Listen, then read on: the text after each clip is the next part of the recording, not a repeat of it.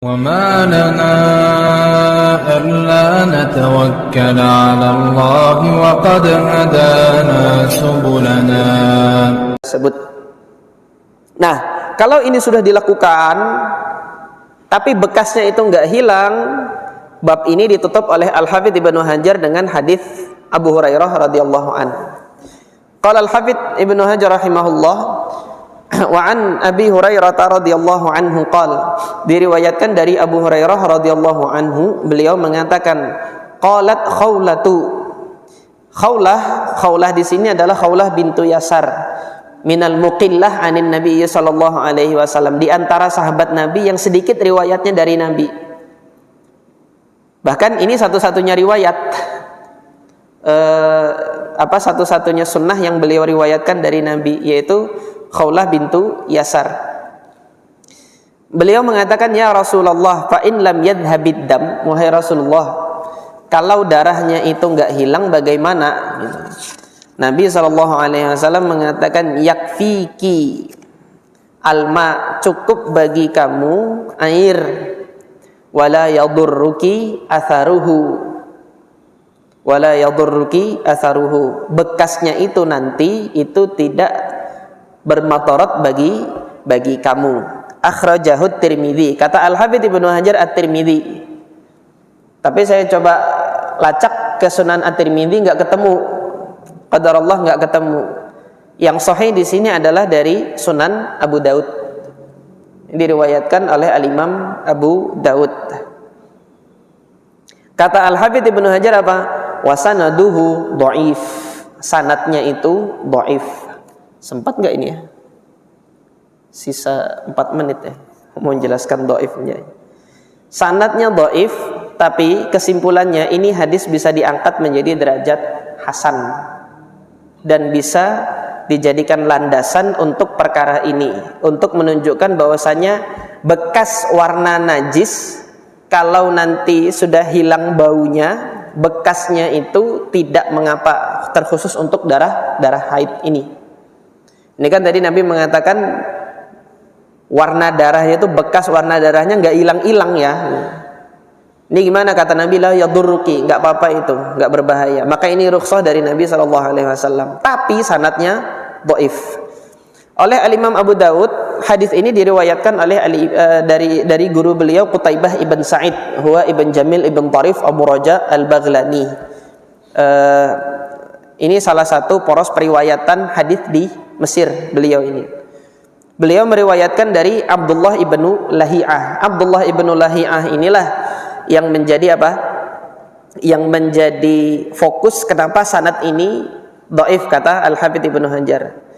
Karena Abdullah ibnu Lahi'ah rahimahullah, beliau itu perawi di Mesir yang meriwayatkan dengan catatan kitabah. Qadarullah perpustakaannya kebakar, hingga beliau mengandalkan hafalannya saja. Ketika mengandalkan hafalan, beliau bukan termasuk perawi yang hafalannya kuat, karena beliau menjaga riwayatnya itu dengan catatan, bukan menjaga riwayatnya dengan hafalan. Nah, disitulah nanti banyak tercampur antara riwayat-riwayat beliau yang sebagian masih beliau ingat, sebagian beliau tidak ingat. Nah, hadis ini apakah termasuk riwayat yang beliau masih ingat dengan baik, atau termasuk di antara hadis yang beliau tidak mengingatnya lagi? Cukup nggak nih nanti tanya? Nanti ya, selesaikan dulu. Apakah termasuk hadis yang beliau masih mengingatnya dengan baik, atau termasuk hadis yang beliau sudah tidak mengingatnya lagi dengan baik? Nah, ini oleh para ulama rijal, para ulama jarah wa ta'dil, dilihat murid-muridnya Abdullah ibnu Lahi'ah yang sempat meriwayatkan dari beliau sebelum perpustakaannya terbakar dan setelah perpustakaannya terbakar. Qutaibah ibn Sa'id ini termasuk yang meriwayatkan setelah perpustakaannya terbakar, karena dia junior. Nah, setelah ditelusuri dengan mekanisme takhrij itu artinya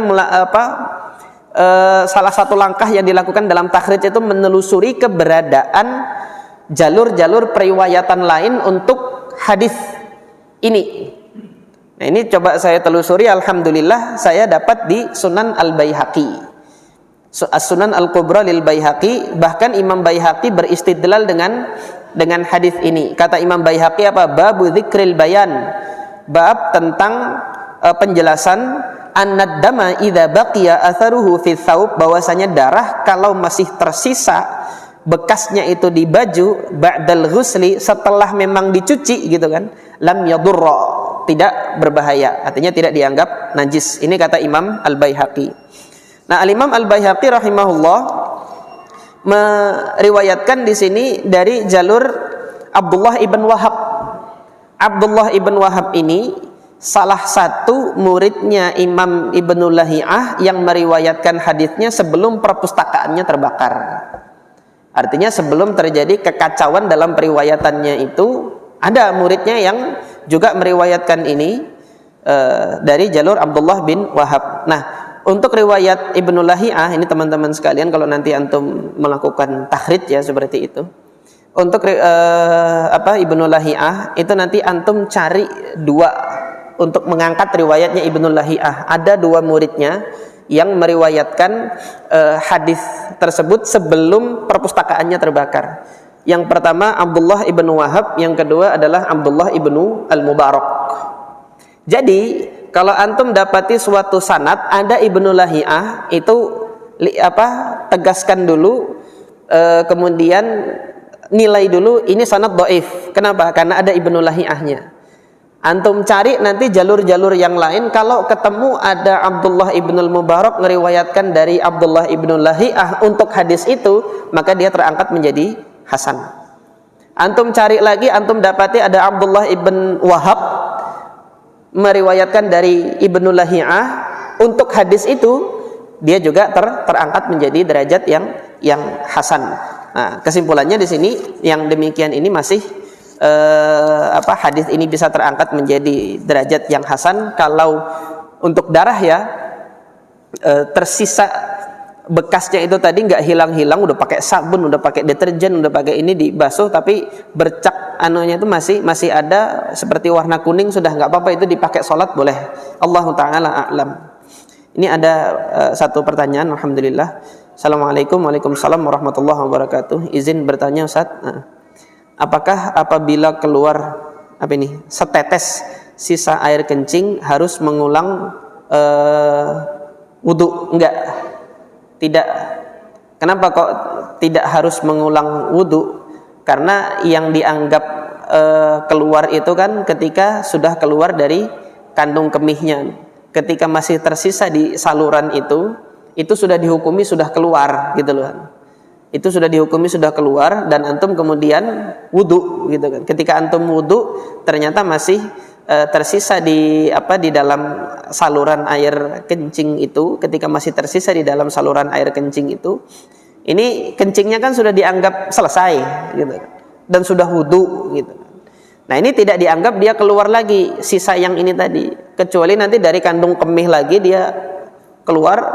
Nah, baru itu antum wudu lagi gitu loh. Tapi ketika dia masih tersisa di bagian zakar yang sebelah ujungnya gitu, setelah antum sudah berwudu dan sudah memang benar-benar dipastikan keluar semua ya, makanya di antara sunnahnya itu kan kencing itu duduk, itu salah satunya untuk mengeluarkan semua najis gitu loh.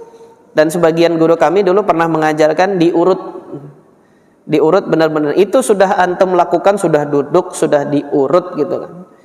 Sudah berarti itu sudah selesai tugas antum. Nanti ketika ada kerasaan begitu lagi, ternyata dilihat oh ya memang ada setetes yang keluar, cukup